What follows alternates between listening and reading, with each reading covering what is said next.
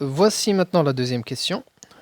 Donc tu peux mettre pause sur la vidéo pour relire la question tranquillement. Donc je vais commencer à expliquer. Je veux quand même dire une chose, c'est que ici, on t'a demandé dans la question de considérer E lambda. Et E lambda, ils disent que c'est le sous-espace caractéristique de F. E lambda, le sous-espace caractéristique de F associé à lambda.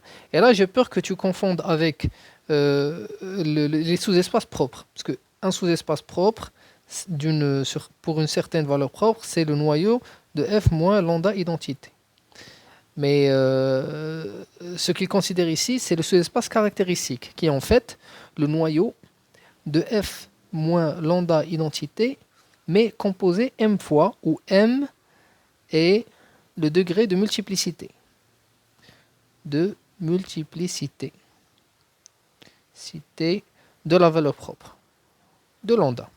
C'est-à-dire son ordre, comment on appelle ça? Son ordre de multiplicité algébrique. C'est-à-dire que ce m-là, c'est la puissance que va avoir la valeur propre dans le polynôme caractéristique.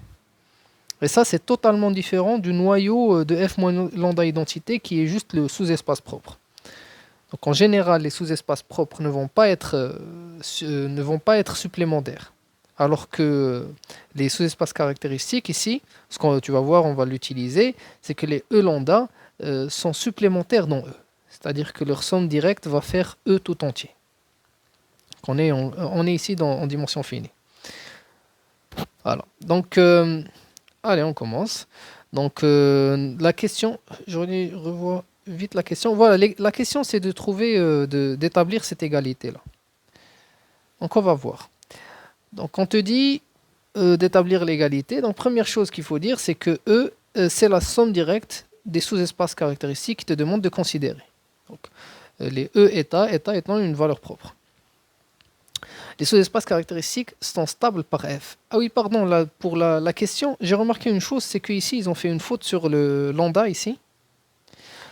Ils te disent noyau, le rang de F moins lambda identité composé L fois est égal au rang de F lambda moins lambda identité puissance L, où F lambda, c'est la restriction de F à E lambda, le sous-espace caractéristique associé à lambda, plus la somme des D lambda, où D lambda est la dimension des sous-espaces caractéristiques.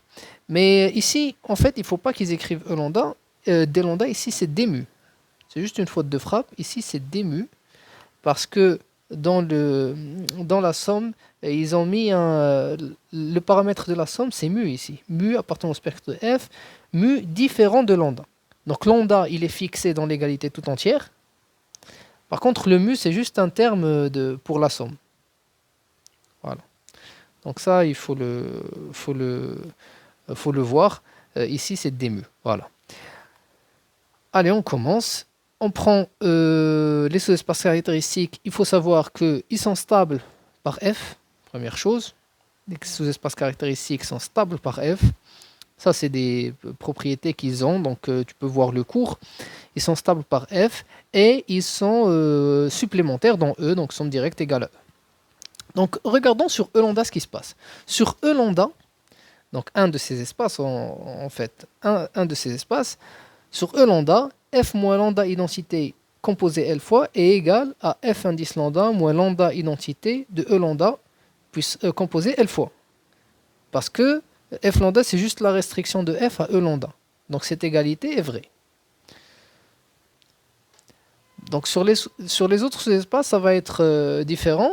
C'est que ça va pas être différent, il y a toujours égalité, mais il y aura une propriété en plus, c'est que sur E mu, pour mu différent de lambda, F moins lambda identité restreinte à E mu est un isomorphisme. Ici, la restriction pour les espaces de départ et d'arrivée. C'est-à-dire, je prends F moins lambda identité comme étant un endomorphisme de E mu sur E mu.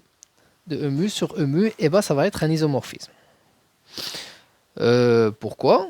Pourquoi ? Parce qu'en effet, j'écris en effet, si f moins lambda identité de x est égal à 0, qu'est-ce qui va se passer ? X va être à la fois dans E lambda, parce que ça va être un vecteur propre pour la valeur propre lambda, donc il va être dans E lambda, et il va être aussi dans E mu. vu qu'on l'a pris dans EMU au départ. On est en train d'étudier cette fonction sur EMU, cette application linéaire sur EMU.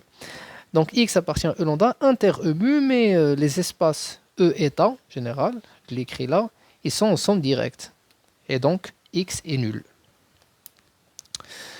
Voilà. Donc, ce que je peux dire, vu que ça, c'est un isomorphisme sur EMU, eh ben, f moins lambda identité composé L fois, donc si j'ajoute un composé L fois ici, ça va rester un isomorphisme.